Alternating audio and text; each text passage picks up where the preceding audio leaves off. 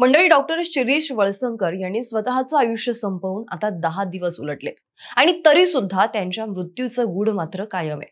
त्या रात्री डॉक्टर वळसंकर यांच्यासोबत नेमकं काय घडलं होतं? त्यांच्या त्या निर्णयाला नेमकं जबाबदार कोण? वळसंकर खरंच तणावात होते का? खरंच त्यांनी स्वतःला संपवलं की त्यांना कोणीतरी संपवलं? मनीषा मुसळे माने ही कितपत दोषी आहे? ज्याप्रमाणे त्यांच्या सुनेवरती आणि मुलावरती डॉक्टरांच्या मृत्यूमागचे आरोप केले जात आहेत, त्यात कितपत तथ्य आहे? अशा सगळ्याबद्दलचे गूढ अजूनही कायम आहे आणि त्यामुळे काय खरं आणि काय खोटं याबद्दल अजूनही संभ्रमावस्था निर्माण झाली आहे. तपास यंत्रणेकडून नेमकं मूळ शोधून काढलं जावं, दोषींना कडक शिक्षा व्हावी अशी भावना सामान्य जनतेमधून उमटू लागली आहे. दुसरीकडे डॉक्टरांचा वारंवार अपमान व्हायचा. त्यांनी उभारलेल्या हॉस्पिटलमध्ये त्यांना फक्त ओपीडीचेच अधिकार होते. ओळखीच्या रुग्णांचं बिल कमी करायला सांगितलं तरी सुद्धा ते केलं जायचं नाही. त्यांचे रुग्णालयातील अधिकारच कमी केले होते.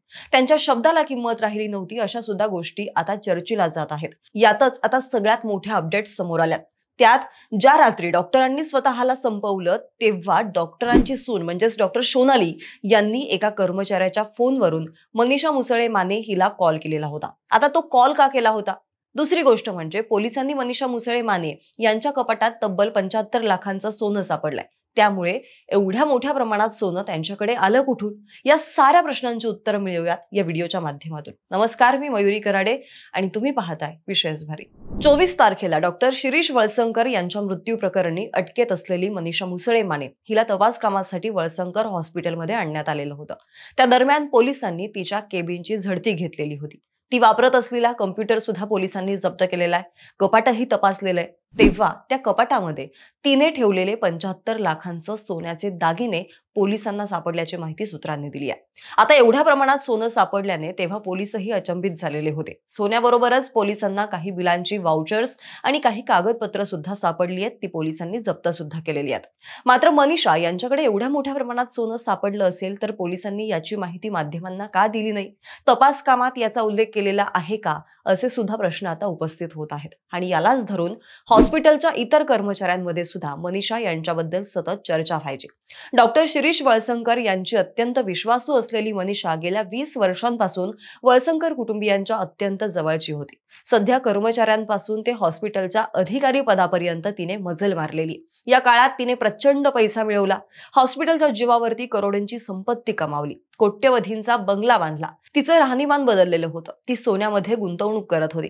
नवऱ्यापासून लपवून ते सोनं हॉस्पिटलमधील कपाटाच्या लॉकरमध्ये ती ठेवत होती. याची चर्चा पूर्वीपासूनच हॉस्पिटलच्या कर्मचाऱ्यांमध्ये होती आणि या दृष्टीने सुद्धा आता पोलिसांचा तपास सुरू आहे. या सगळ्या घटनेमधला दुसरा महत्वाचा मुद्दा तो म्हणजे प्रसिद्ध न्यूरोफिजिशियन डॉक्टर शिरीष वळसंकर यांनी गोळ्या झाडून जीवन संपवल्याच्या त्या दिवशी त्या रात्री 11:15च्या सुमारास त्यांची सून म्हणजेच डॉक्टर सोनाली यांनी रुग्णालयातील एका कर्मचाऱ्याच्या मोबाईलवरून सध्या अटकेत असलेल्या मनीषा मुसळे माने यांना कॉल केलेला होता. ही बाब मनीषा यांच्या मोबाईलवरच्या CDR वरून समोर आल्याची माहिती मिळते. या कॉलवरती सोनाली यांनी मनीषा यांना विचारलं की अश्विन आणि सासू उमा यांना केलेला ईमेल तू सासऱ्यांना सुद्धा केलेला होता का? असं तू का केलंस? तुझ्यामुळे सासऱ्यांनी गोळ्या झाडून जीवन संपवलंय. तुला काय कमी पडलं होतं? तू एवढ्या स्तराला गेली असं विचारलं आणि लगेचच मनीषा उत्तर देण्याआधीच त्यांनी कॉल कट केला. असा कॉल रेकॉर्ड आता मनीषा यांच्या मोबाईलमधून समोर आलेला. यानंतर डॉक्टर सोनाली यांनी कर्मचाऱ्याच्या मोबाईलवरून कॉल का केलेला होता? समोरून उत्तर येण्याआधीच त्यांनी कॉल का कट केला? यामागे त्यांचा काही हेतू होता का? असे सुद्धा प्रश्न आता उपस्थित केले जात आहेत. दरम्यान मनीषा यांनी गुरुवार ते शनिवार या 3 दिवसामध्ये नेमकं कोणाकोणाला कॉल केलेले होते याचाही तपास सुरू आहे.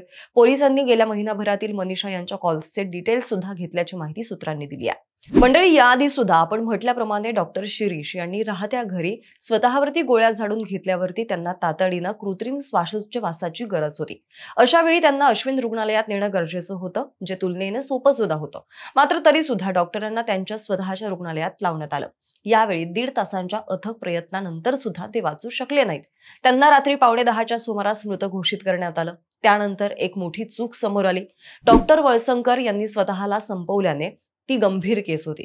मात्र तरी सुद्धा रुग्णालयासमोर जमा झालेल्या गर्दीला तिथेच त्यांचं अंत्यदर्शन खुलं करण्यात आलेलं होतं.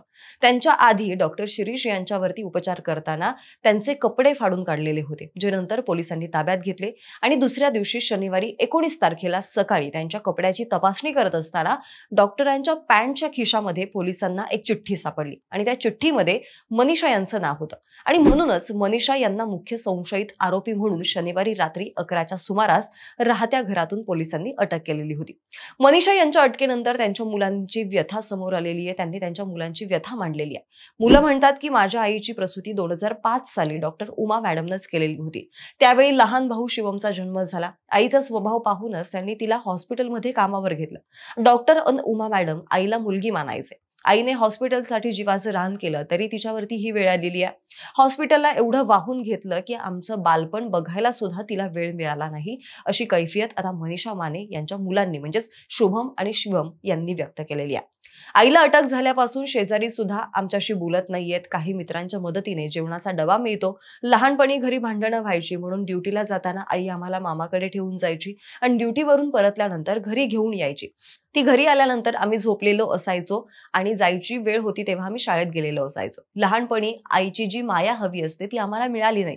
हॉस्पिटलकडे जाण्याच्या ओढीने आम्हाला तिच्या मायेपासून पारखं व्हावं लागलं. तरी सुद्धा आज आमच्यावरती ही वेळ का, असा सवाल सुद्धा आता त्या मुलांनी विचारलेला आहे. पुढे ती मुलं असंही म्हणतात की आईला अटक केल्यानंतर 2 वेळा पोलीस घरी येऊन गेले. पहिल्या वेळेस पोलीस कोठडी मिळाल्यानंतर आणि दुसऱ्या वेळेस पोलीस कोठडीच्या वेळी. त्यांच्या येण्यानं आम्ही घाबरून जायचो. आजूबाजूचे लोक सुद्धा आमच्याकडे विचित्र नजरेने पाहतात.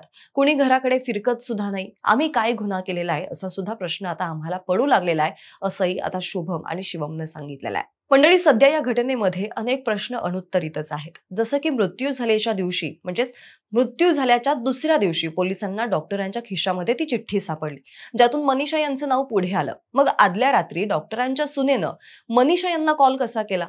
बरं, केला तर केला. मनीषा यांना बोलून न देताच तो कॉल कट का करण्यात आला?